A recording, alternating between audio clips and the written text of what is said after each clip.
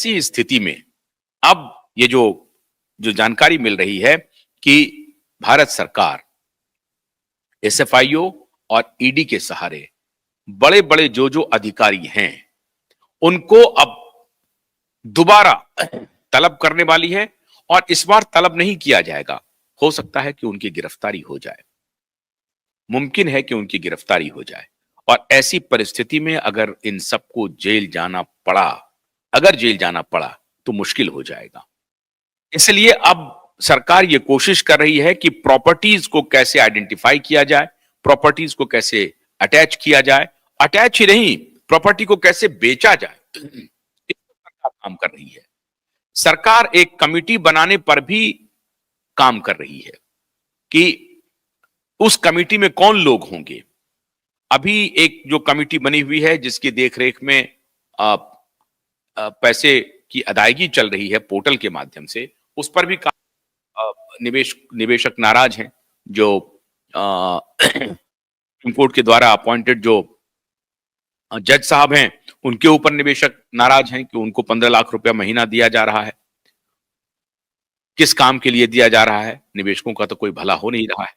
इन सारी बातों को ध्यान में रखते हुए भारत सरकार ने अब यह फैसला ले लिया है कि नहीं, अब सहारा के मुद्दे को आखिरी अंजाम तक पहुंचाना ही पड़ेगा। और उस आखिरी अंजाम तक पहुंचाने में क्या क्या हो सकता है। पहला कि जो कोई भी इस पूरे प्रकरण को बाहर करने के चक्कर में है, उसको हटाने के चक्कर में है, ठगना चाहता है, वो होने वाला नहीं है। और भारत सरकार को अब कोई गुमराह नहीं कर सकता है, बरगला नहीं सकता है। तो सरकार नोटिस जारी कर रही है और अधिकारियों के खिलाफ जिन जिन को नोटिस गया है उनको तो बुलाया। आपको मालूम होगा कि कुछ दिन पहले स्वप्ना राय को भी बुलाया गया था, वो एसएफआईओ में आकर के गई हैं, एसएफआईओ में अपना पक्ष रख करके गई हैं। लेकिन अब जो बाकी जो बड़े अधिकारी हैं जैसे आरएस दुबे हैं या और जो दूसरे अधिकारी हैं, even OP Srivastava, GB Roy, उनके दोनों पुत्र को ईडी, आपको याद होगा कि जब कपूरथला हाउस में ईडी ने छापा मारा था लखनऊ में ये सरकार बनने के बाद, तो उनका स्टेटमेंट था कि आप अगर विदेश में भी हैं तो आप हमसे दूर नहीं हैं, आपको हमारे पास आना पड़ेगा और हम आपको ले आएंगे।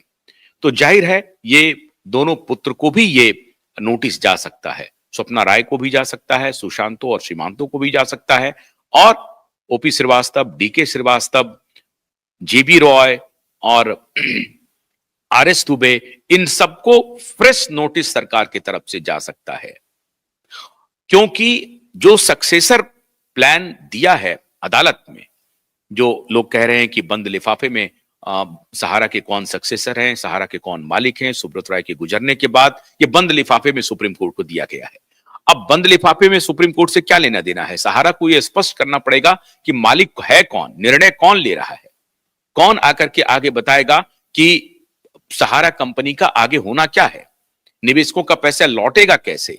ये सब सहारा के जो कोई भी मालिक हैं उनको निर्णय लेना पड़ेगा और वही आकर के ये बताएंगे कि हम कहां कौन सी जमीन बेच रहे हैं, कितना पैसा हमारे पास आ रहा है, कितना पैसा सहारा से भी अकाउंट में हम जमा कर रहे हैं, कितना पैसा हम निवेशकों को दे रहे हैं। एक और बात सहारा सरकार के संज्ञान में गया है, जो सहारा स्टार मल्टी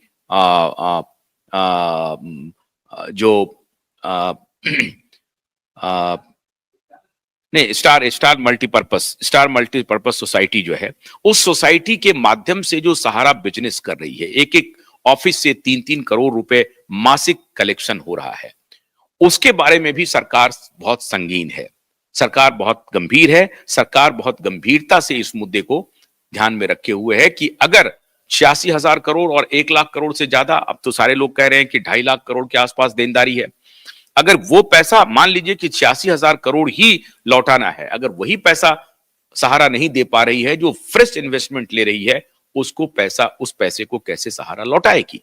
तो ये सहारा की क्रेडिबिलिटी का सवाल है।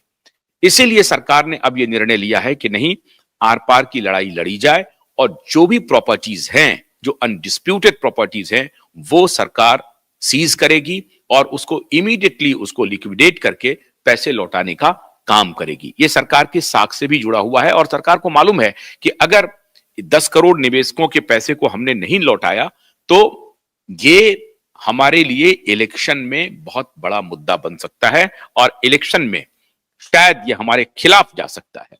तो ये जो बहुत महत्वपूर्ण सूचना हमें मिल रही है, ये मैं आप सबसे शेयर कर रहा हूं। मैं उम्मीद करता हूं कि जल्द ही इस पर आपको और क्या-क्या हो रहे हैं, ये मेरे ख्याल से आप लोग भी ये बता सकते हैं कि क्या किसी अधिकारी को कोई नोटिफिकेशन गया है, कोई सम्मन गया है सरकार की तरफ से कि आप हाजिर होइए, ये आप लोग शायद पोस्ट कर सकते हैं।